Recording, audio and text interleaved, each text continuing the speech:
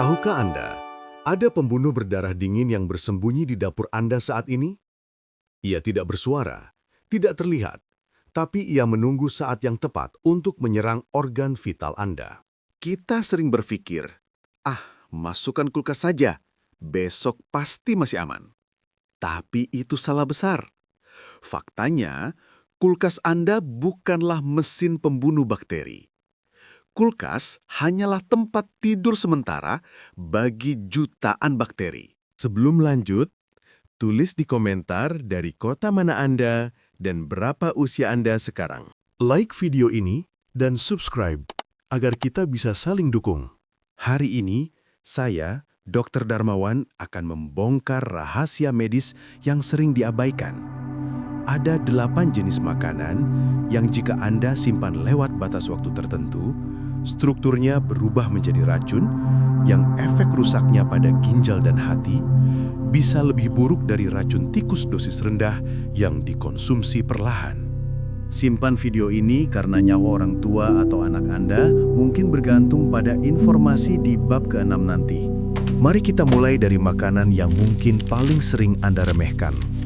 Telur rebus. Ini adalah primadona bagi para ibu dan pegiat diet. Anda mungkin berpikir, telur kan ada cangkangnya, pelindung alami yang kuat, pasti aman disimpan berhari-hari.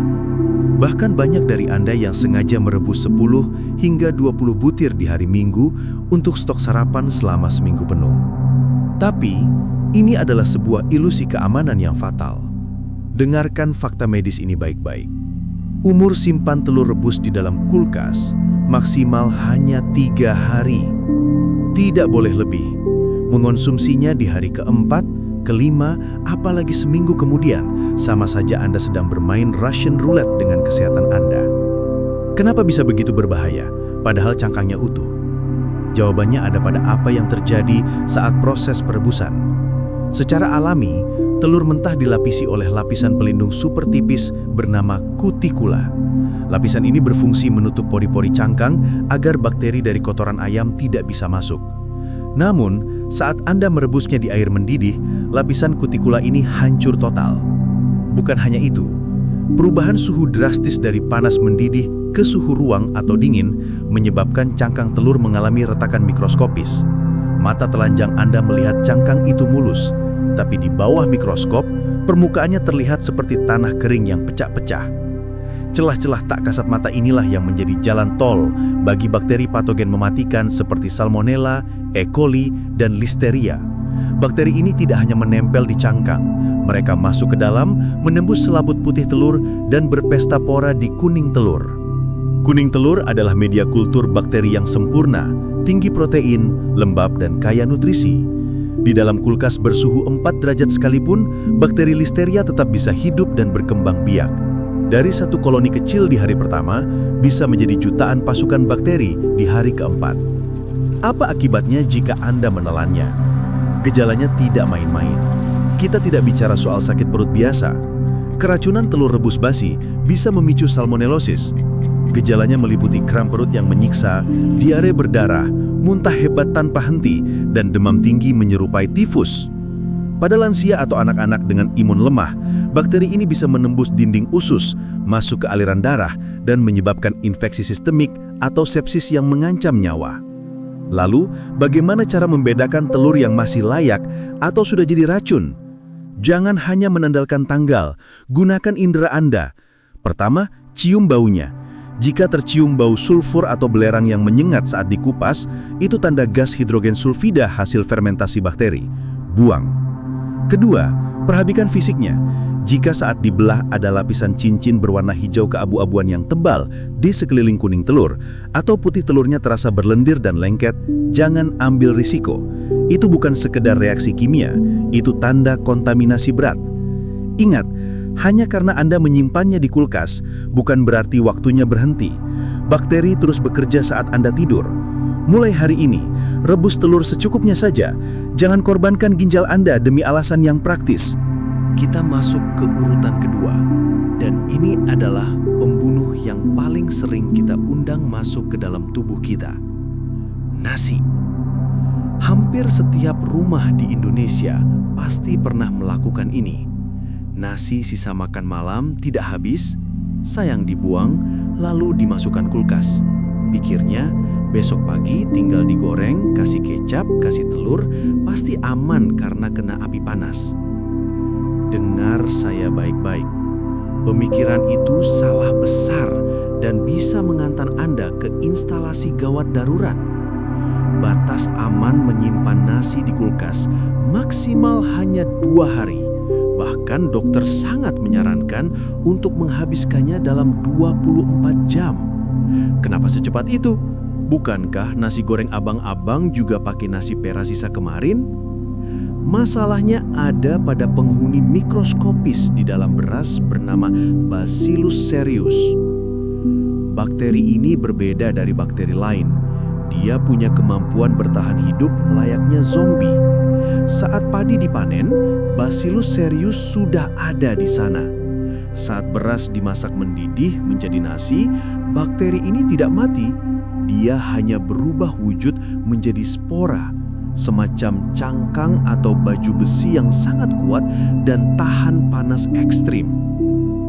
Saat nasi matang dibiarkan mendingin di suhu ruang sebelum masuk kulkas, spora-spora ini bangun dari tidurnya.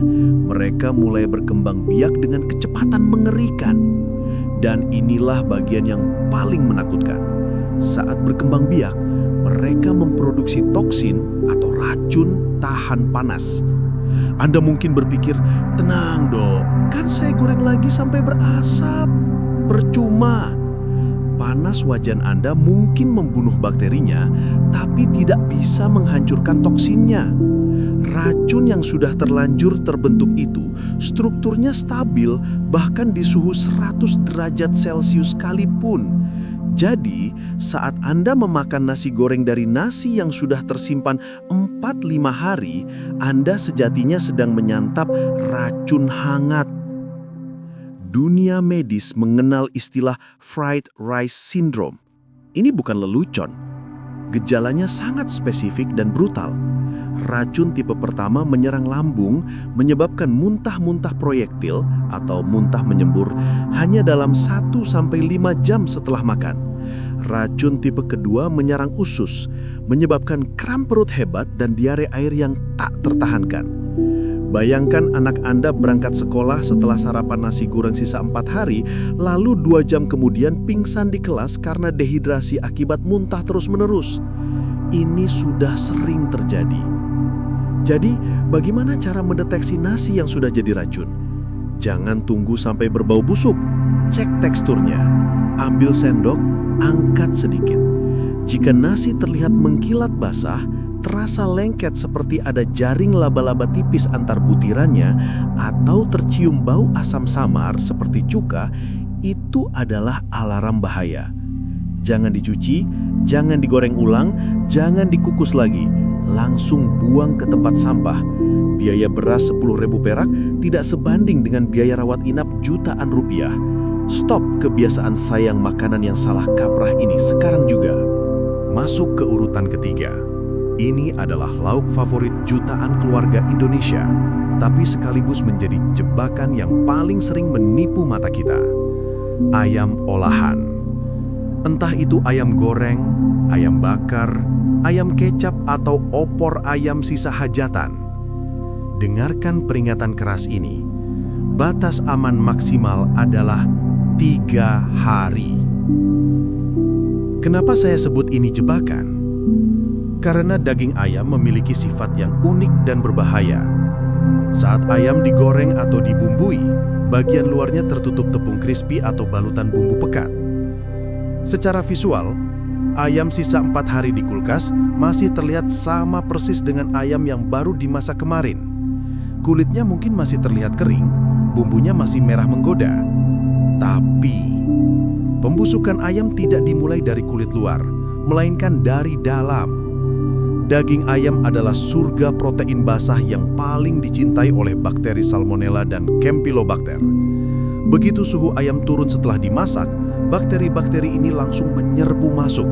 Mereka berkembang biak dengan kecepatan yang mengerikan, menggandakan diri jutaan kali lipat dalam hitungan jam.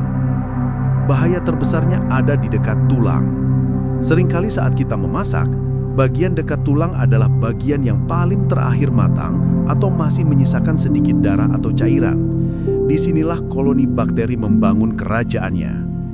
Saya pernah menangani kasus Ibu Siska, anaknya masuk ICU karena dehidrasi berat akibat diare berdarah. Penyebabnya, makan ayam goreng sisa 5 hari yang dipanaskan ulang. Ibunya menangis, "Dok, kulitnya masih garing, baunya masih enak." Ya, baunya enak karena tertutup aroma bawang dan ketumbar, tapi daging di dalamnya sudah penuh racun. Jadi, bagaimana cara mendeteksi ayam zombie ini? Lakukan bedah forensik sederhana di piring Anda. Pertama, uji lendir. Sentuh permukaan dagingnya. Jika terasa lengket, licin atau ada lapisan lendir tipis yang menjijikkan saat jari Anda diangkat, jangan dimakan. Itu bukan minyak bumbu, itu adalah biofilm koloni bakteri. Kedua, uji aroma asam. Sobek dagingnya, cium bagian dalamnya. Jika tercium aroma asam menyengat seperti cuka atau bau apek yang samar, berbeda dengan bau bumbu aslinya, itu tanda fermentasi busuk sudah terjadi. Ketiga, tanda tulang. Perhatikan tulang dan daging yang menempel padanya. Jika warnanya berubah menjadi kehijauan, abu-abu kusam atau ada bercak biru lebam, itu adalah tanda final. Daging itu sudah mati dan beracun. Jangan biarkan rasa sayang membuang lauk membuat Anda tega meracuni keluarga sendiri. 3 hari. Lewat dari itu, tempatnya adalah di tong sampah, bukan di perut Anda. Nomor 4. Ini mungkin akan membuat banyak ibu-ibu protes, tapi sebagai medis, saya harus katakan kebenarannya. Sayur bersantan, rendang, gulai, opor, sayur lodeh, kari. Makanan ini adalah jiwa kuliner Indonesia, apalagi saat Lebaran. Seringkali kita masak dalam porsi besar untuk dimakan berhari-hari. Ada mitos yang dipercaya turun-temurun. Makin sering dipanaskan, bumbunya makin meresap, rasanya makin enak. Secara rasa di lidah, mungkin iya. Secara kimiawi di dalam tubuh, itu bencana.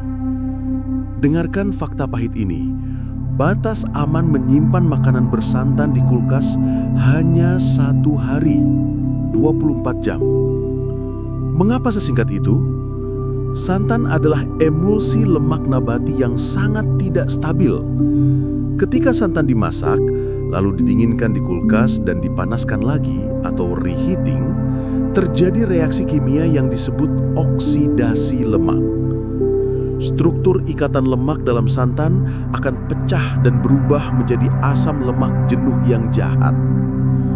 Lebih mengerikan lagi, proses pemanasan berulang-ulang yang sering Anda banggakan itu memicu pembentukan senyawa aldehid dan peroksida. Apa itu? Dalam istilah medis, senyawa-senyawa ini bersifat karsinogenik, artinya pemicu kanker. Setiap kali Anda memanaskan ulang sayur lodeh sisa kemarin, Anda sedang meningkatkan kadar radikal bebas di dalam panci tersebut. Jika Anda memakannya, efeknya tidak langsung membuat Anda muntah saat itu juga seperti keracunan bakteri. Ini adalah pembunuh senyap. Radikal bebas ini akan menumpuk di tubuh, mengiritasi dinding lambung, menyebabkan peradangan kronis pada usus, meningkatkan kolesterol jahat secara drastis, dan dalam jangka panjang menjadi pemicu utama kanker usus besar atau kanker kolon dan penyakit jantung koroner. Selain bahaya kimia, santan juga magnet bagi bakteri Staphylococcus aureus. Bakteri ini suka sekali dengan lemak. Jika santan sudah berbau sedikit saja tengik atau rasanya agak asam di ujung lidah, itu tanda bakteri sudah berpesta di sana. Jadi, tolong hentikan kebiasaan sayur nangka yang dipanaskan 5 hari. Lihat tanda fisiknya. Jika kuah santan sudah pecah, minyak dan air terpisah total, minyaknya terlihat keruh atau gelap, dan tekstur sayuran di dalamnya sudah hancur lebur, itu bukan makanan lagi. Itu adalah limbah kimia yang Anda paksa masuk ke tubuh. Masaklah makanan bersantan secukupnya untuk sekali makan. Jangan gadaikan masa tua Anda dengan penyakit kanker hanya karena sayang membuang sisa gulai. Nomor 5. Ini adalah makanan mewah yang sering kita sayang-sayang kalau tidak habis. Seafood. Udang, cumi, kerang, kepiting, hingga ikan laut. Perhatian bagi Anda penggemar seafood. Batas aman di kulkas maksimal 2 hari. Kenapa seafood begitu spesial dan berbahaya? Karena seafood memiliki struktur protein yang sangat rapuh dan mudah sekali terurai. Saat seafood mati dan mulai membusuk, bahkan sebelum baunya tercium oleh hidung Anda, asam amino di dalamnya berubah menjadi zat kimia bernama histamin. Inilah mimpi buruknya. Keracunan histamin seringkali disalahartikan sebagai alergi dadakan. Mungkin Anda seumur hidup merasa kebal, tidak pernah alergi udang. Tapi tiba-tiba setelah makan udang sisa 3 hari yang disimpan di kulkas, bibir Anda bengkak, kulit memerah gatal hebat, jantung berdebar kencang dan tenggorokan terasa tercekik, sulit bernafas. Dalam dunia medis, ini disebut scombroid poisoning. Efek terparahnya adalah shock anafilaktik. Saluran nafas Anda menutup total dalam hitungan menit. Tanpa penanganan suntikan adrenalin segera, ini bisa mematikan. Dan ini fakta yang paling sering membuat orang celaka. Histamin itu tahan panas, heat stable. Banyak orang berpikir, seafoodnya udah agak bau amis, saya rebus lagi aja sampai mendidih, atau saya goreng kering biar racunnya mati. Itu salah besar. Anda bisa merebusnya, membakarnya, menggorengnya sampai gosong sekalipun. Bakteri mungkin mati, tapi racun histaminnya tetap utuh 100%. Anda sedang memakan racun murni yang panas. Saya pernah menangani pasien satu keluarga yang wajahnya bengkak seperti terkena sengatan lebah massal. Ternyata mereka memanaskan gulai kepala ikan yang sudah 4 hari di kulkas. Mereka pikir aman karena kuahnya mendidih, padahal mereka sedang menyantap bom histamin. Jadi bagaimana cara mengenali seafood yang sudah menjadi senjata biologis ini? Selain batas waktu 2 hari, gunakan tes sensorik. Bau amonia. Jika tercium bau pesing atau menyengat tajam seperti pembersih lantai, itu bukan bau laut, itu bau pembusukan. Rasa pedas atau gatal. Jika saat suapan pertama lidah Anda terasa bergetar, gatal, atau ada rasa pedas aneh, peppery taste, padahal Anda tidak pakai cabai, lepehkan segera. Itu rasa khas histamin. Tekstur. Jika daging udang atau ikan ditekan tapi hancur dan tidak kembali ke bentuk semula, lembek, buang. Jangan ambil resiko dengan seafood basi. Nyawa Anda tidak sebanding dengan harga sekilo udang. Kita masuk ke zona yang paling sering diabaikan. Jika daging dan seafood baunya busuk, Anda pasti curiga. Tapi bagaimana dengan sayuran yang tampak polos ini? Hati-hati, karena diam-diam mereka menyimpan senjata mematikan. Pertama, kentang rebus. Batas aman 3 hari. Bukan kentangnya yang jahat, tapi cara Anda menyimpannya yang bisa membunuh. Pernahkah Anda merebus kentang, lalu saat masih hangat, Anda bungkus rapat dengan aluminium foil atau masukkan ke toples vakum kedap udara agar awet? Stop. Itu adalah kesalahan fatal. Kentang tumbuh di tanah yang mengandung spora bakteri Clostridium botulinum. Spora ini biasanya tidak berbahaya di udara terbuka, tapi jika Anda mengurungnya dalam wadah tanpa oksigen anaerob, spora ini terbangun dan memproduksi racun botulinum. Tahukah Anda, racun botulinum adalah salah satu zat paling mematikan di muka bumi. Racun ini tidak menyerang perut, dia menyerang sistem saraf pusat. Gejalanya bukan diare, melainkan kelumpuhan. Dimulai dari pandangan kabur ganda, kelopak mata turun, sulit melek, sulit menelan, hingga akhirnya otot pernafasan Anda lumpuh. Anda bisa meninggal karena gagal nafas dalam kondisi sadar. Jangan pernah simpan kentang rebus dalam kondisi tertutup super rapat. Kedua, jamur olahan. Batas aman hanya 1 hari. Tumis jamur, sup krim jamur, saus steak jamur. Aturannya keras, masak, makan, habiskan. Jika terpaksa simpan, maksimal 24 jam dan jangan pernah dipanaskan ulang. Jamur bukanlah tumbuhan, dia adalah fungi. Struktur proteinnya sangat kompleks dan penuh enzim aktif. Begitu jamur dipotong dan dimasak, enzim ini mulai bekerja merusak proteinnya sendiri. Jika Anda simpan lebih dari 1 hari, apalagi Anda panaskan ulang, reheating, struktur proteinnya berubah menjadi zat toksik yang sulit dicerna. Target utamanya adalah ginjal dan jantung. Awalnya mungkin hanya perut kembung atau mual hebat, tapi racun mikotoksin dari jamur basi bisa menyebabkan kerusakan nefron ginjal secara permanen jika dikonsumsi berulang. Saya pernah melihat kasus pasien cuci darah yang punya kebiasaan memanaskan sup jamur sisa berhari-hari. Tanda jamur sudah jadi racun sangat jelas. Lendir, permukaannya licin berlendir, warna berubah menjadi gelap atau menghitam drastis. Aroma, bau tanahnya hilang, berganti bau apek atau ragi. Tolong catat ini. Kentang butuh udara, jamur butuh dihabiskan segera. Jangan tawar-menawar dengan 2 bahan ini. Kita sampai di daftar terakhir. Dan ironisnya, ini adalah makanan yang paling sering kita konsumsi dengan niat hidup sehat. Buah potong.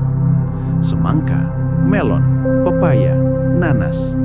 Banyak dari kita yang rajin memotong buah-buahan ini, memasukkannya ke wadah Tupperware, lalu menyimpannya di kulkas untuk stok cemilan sehat selama seminggu. Hati-hati, niat sehat Anda bisa berubah menjadi bencana jika Anda tidak tahu aturannya. Batas aman buah potong maksimal 2 hari. Mengapa? Begitu pisau Anda mengiris kulit buah, Anda sedang meruntuhkan benteng pertahanan alaminya. Daging buah yang kaya gula dan air langsung terpapar udara. Dalam hitungan jam, vitamin C-nya lenyap teroksidasi. Yang tersisa hanyalah gula fruktosa dan air. Ini adalah media fermentasi liar yang paling disukai bakteri dan ragi. Pernahkah Anda memakan semangka sisa 3 hari, lalu lidah Anda terasa menggigit atau ada sensasi bersoda, cekit-cekit? Itu bukan karena buahnya segar. Itu tanda buah tersebut sedang berubah menjadi alkohol. Bakteri telah memfermentasi gula buah menjadi gas dan alkohol. Jika diteruskan, ini akan memicu gangguan pencernaan parah, kembung, hingga diare. Tapi, ancaman sebenarnya yang jauh lebih mengerikan adalah jamur dan mikotoksin. Seringkali kita melihat ada bintik jamur putih atau hitam kecil di satu sisi buah potong. Lalu kita berpikir, buang saja bagian yang jamuran, sisanya kan masih bersih. Salah besar. Jamur itu seperti gunung es. Apa yang Anda lihat di permukaan hanyalah pucuknya. Di dalam daging buah yang lunak dan berair itu, jamur sudah menancapkan akar-akarnya, miselium, yang tidak terlihat mata. Akar ini menyebarkan racun bernama aflatoksin. Aflatoksin adalah zat karsinogenik tingkat 1. Racun ini terakumulasi di liver atau hati. Memakan buah yang katanya sudah dibuang bagian busuknya secara terus-menerus sama dengan menabung kerusakan hati yang bisa berujung pada kanker liver di masa tua. Jadi, kenali tanda bahayanya sebelum terlambat. Berbusa, jika air di dasar wadah mulai berbuih atau berbusa putih. Lendir, jika permukaan buah terasa licin berlendir saat dipegang. Bau, bau manis buah berubah menjadi bau tape atau alkohol yang menyengat. Jangan sayang membuang buah seharga 20.000 jika taruhannya adalah kesehatan organ hati Anda yang tak ternilai harganya. Potonglah buah sesaat sebelum dimakan. Itu kunci sehat yang sebenarnya. Bapak Ibu, tarik napas dalam-dalam. Tujuan saya membeberkan semua fakta mengerikan di atas bukan untuk membuat Anda paranoid atau takut membuka kulkas sendiri. Tujuan saya adalah agar Anda menjadi smart parents. Kulkas adalah alat yang hebat, asalkan kita tahu cara mengendalikannya. Anda tidak perlu membuang kulkas Anda. Cukup ubah kebiasaan Anda dengan 3 hukum besi penyimpanan makanan ini. Murah, mudah, tapi dampaknya menyelamatkan nyawa. Hukum pertama, jangan percaya ingatan Anda. Otak manusia itu lemah dalam mengingat detail waktu. Kita sering berpikir, ini ayam sisa hari Selasa. Padahal sebenarnya itu sisa hari Minggu. Selisih 2 hari itu adalah beda antara kenyang dan keracunan. Mulai hari ini, beli spidol permanen dan selotip kertas. Tempel di setiap wadah. Tulis tanggal masak, bukan tanggal simpan. Tulisan ayam 2 Desember adalah data pasti yang tidak bisa didebat. Jika hari ini tanggal 6, Anda langsung tahu itu harus dibuang tanpa perlu mencium baunya. Hukum kedua, investasi wadah dan suhu. Berhenti menumpuk piring terbuka di dalam kulkas. Bakteri dari daging mentah di rak bawah bisa terbang ke makanan matang di rak atas. Gunakan wadah tertutup. Saya sangat menyarankan wadah kaca, glass container, daripada plastik. Kenapa? Wadah plastik lama-kelamaan akan tergores pisau atau sendok. Goresan mikro itu adalah rumah persembunyian bakteri yang tidak bisa dibersihkan sabun. Kaca lebih higienis. Selain itu, beli termometer kulkas. Harganya cuma 20-30 ribu perak. Pastikan suhu kulkas Anda selalu di bawah 4 derajat Celcius. Di atas 5 derajat, bakteri bangun dari tidurnya. Hukum ketiga, aturan 2 jam. The 2-hour rule. Ini kesalahan paling umum. Memasukkan makanan panas mengepul langsung ke kulkas. Jangan. Uap panasnya akan menaikkan suhu di dalam kulkas, membuat makanan lain di sekitarnya ikut memanas dan rusak. Kompresor kulkas juga bisa jebol. Tapi jangan juga mendiamkan makanan di meja makan seharian. Batasnya adalah 2 jam. Setelah matang, biarkan dingin suhu ruang maksimal 2 jam. Lalu, segera masukkan kulkas. Lewat dari 2 jam di suhu ruang, jumlah bakteri sudah terlalu banyak untuk dihentikan oleh suhu dingin kulkas. Terakhir, pegang teguh mantra ini, when in doubt, throw it out. Jika ragu, buang saja. Jangan gunakan perasaan atau sayang duit. Jika Anda lupa kapan masaknya, buang. Jika baunya agak aneh sedikit saja, buang. Membuang sepotong ayam seharga Rp10.000 jauh lebih murah daripada biaya infus di UGD seharga Rp2 juta plus trauma yang dirasakan keluarga. Jadilah bijak, kesehatan Anda tidak ternilai harganya. Bapak, Ibu, dan sahabat sehat sekalian, perjalanan 20 menit ini bukan sekedar tontonan, tapi sebuah amanah. Sekarang, di tangan Anda sudah ada pengetahuan yang bisa mencegah tangisan di ruang UGD. Saya sangat mengerti, di masa ekonomi yang sulit seperti sekarang, membuang makanan terasa seperti membuang uang. Hati rasanya berat, tapi percayalah, melihat orang tua kita terbaring lemah atau anak kecil kita harus diinfus karena keracunan makanan, sakitnya jauh lebih perih dan biayanya jauh lebih mahal daripada sepiring nasi sisa. Jadi, saya punya satu permintaan sederhana untuk Anda. Sesaat setelah video ini berakhir, jangan langsung scroll ke video lain. Beranjaklah ke dapur, buka pintu kulkas Anda. Jadilah pahlawan kesehatan bagi keluarga Anda hari ini. Cek satu persatu dan buang semua bom waktu yang sudah saya sebutkan tadi. Jangan ada kompromi. Dan tolong, jangan simpan keselamatan ini sendirian.